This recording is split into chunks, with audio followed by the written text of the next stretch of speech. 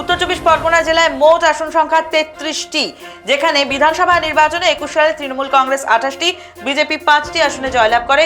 24 সালে লোকসভা নির্বাচনে বিধানসভা ওয়ারি ফলাফলের ক্ষেত্রে তৃণমূল কংগ্রেস 25টি, বিজেপি 8টি আসনে জয়লাভ করে। 2025-এর মার্চ মাসে ওপিনিয়ন পোল, সেখানে তৃণমূল কংগ্রেসের দিকে 22টি, বিজেপি 4টি আসন, হাড্ডাহাড্ডি লড়াই 7টি আসনে উঠে এসেছিল। এবার যখন 26 সালের আগের মাসে জানুয়ারিতে আমরা দেখি, তখন তৃণমূল কংগ্রেসের 23টি, বিজেপির 6টি এবং হাড্ডাহাড্ডি লড়াই 4টি আসনের ক্ষেত্রে। আর বর্তমানে দাঁড়িয়ে ফেব্রুয়ারি মাসে 26 সালে যে ওপিনিয়ন পোল আমরা করেছি, যে সমীক্ষা আমরা করেছি, তাতে তৃণমূল কংগ্রেসের 24টি আসনের সম্ভাবনা, বিজেপির 9টি আসনের সম্ভাবনা।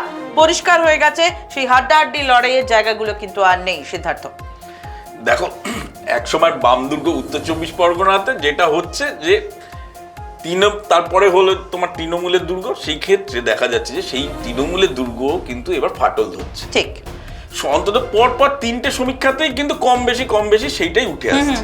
তোমার দেখো, মার্চে দেখালাম আমরা হচ্ছে গত 21-এ যেহেতু পেয়েছিল 28টি, মার্চে উঠে এলো তৃণমূলের হচ্ছে 22, ট্রেন্ড যা বলছে জানুয়ারিতে 23 এবং তোমার হচ্ছে ফেব্রুয়ারিতে হচ্ছে 24টা, অর্থাৎ 21-এর তুলনায় কিন্তু তোমার 4টি আসন, 28টি এবং এখানটা হচ্ছে 24টি, 4টি আসন কমছে।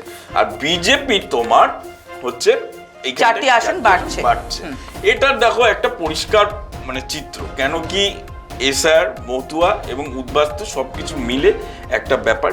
আর তোমার তৃণমূলের কয়েকটি জায়গাতে তৃণমূলের সাংগঠনিক কিছু সমস্যা বা দুর্বলতা তৈরি হয়েছে, যেটার প্রভাবও হয়তো 26-এ পড়বে। মোটামুটি ট্রেন্ডে এটাই উঠে আসছে।